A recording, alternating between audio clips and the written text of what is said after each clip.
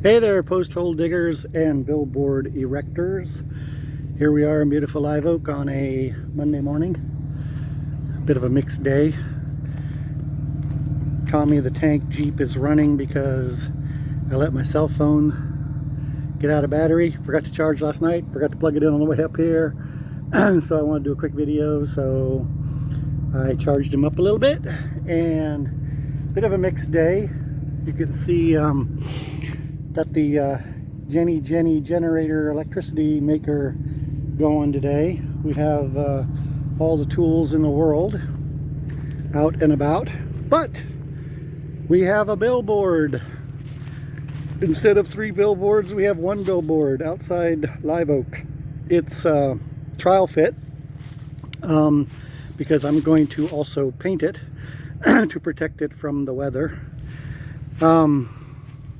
Yeah, I got skill saws and jigsaws and crowbars and all kinds of shit.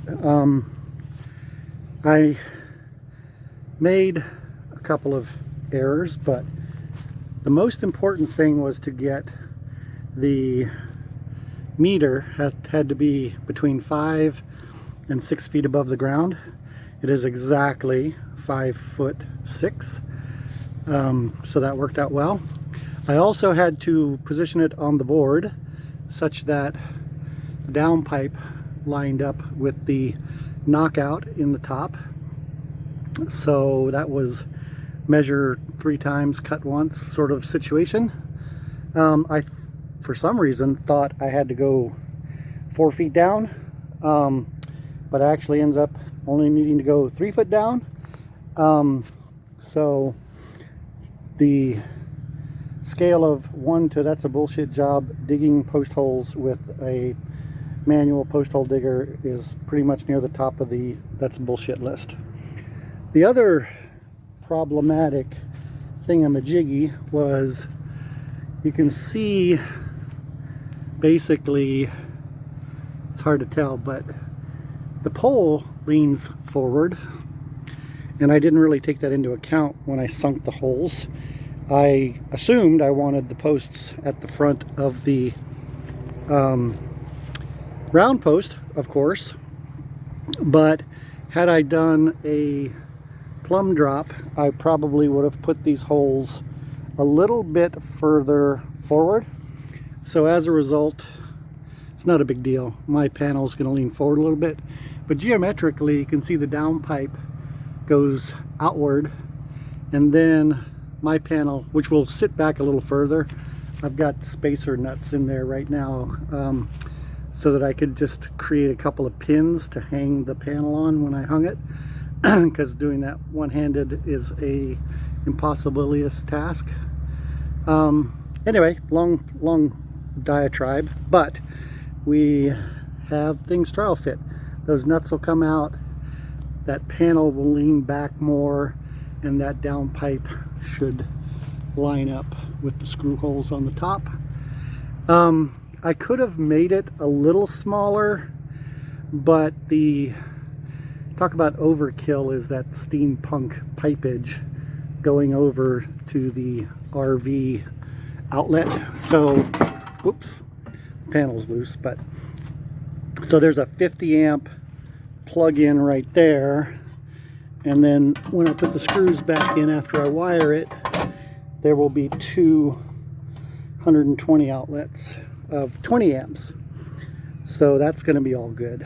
I also spaced it out a little bit in case.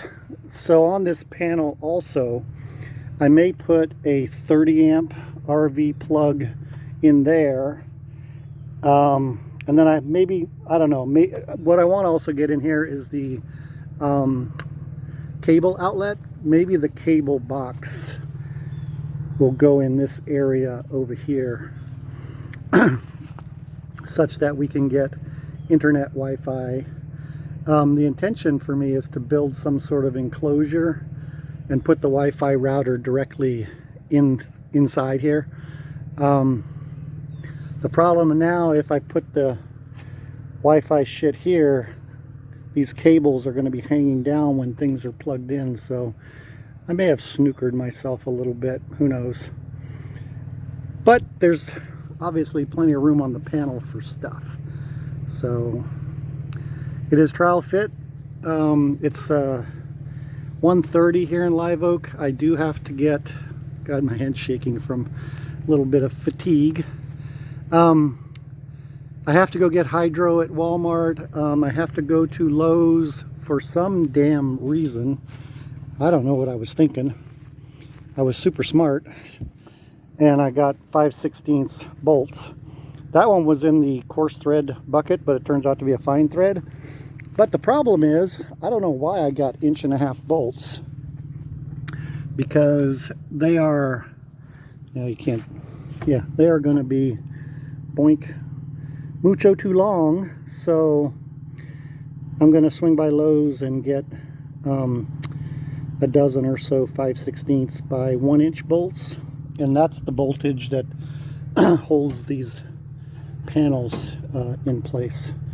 So you can see these bolts here and here, and then up inside there. So I stayed on task today. I don't think I broke any tools, but I got a lot of tools out. Weather's holding good. It's freaking hot right now. So I'll probably do the Lowe's run, go do the Walmart run, and then maybe stop at Pepe's for lunch. I want to get the cement in today so that can dry overnight. Oh, I did, that furring strip obviously is to tie that thing level, so it is level. And up close and personal, you can see I tied the top end into the pole with just some deck screws. So it's stable right now, and it's all lined up. So all I gotta do is dump the dirt and water, and there's the water in the hole, stir it up, and I might paint. We'll see how I get.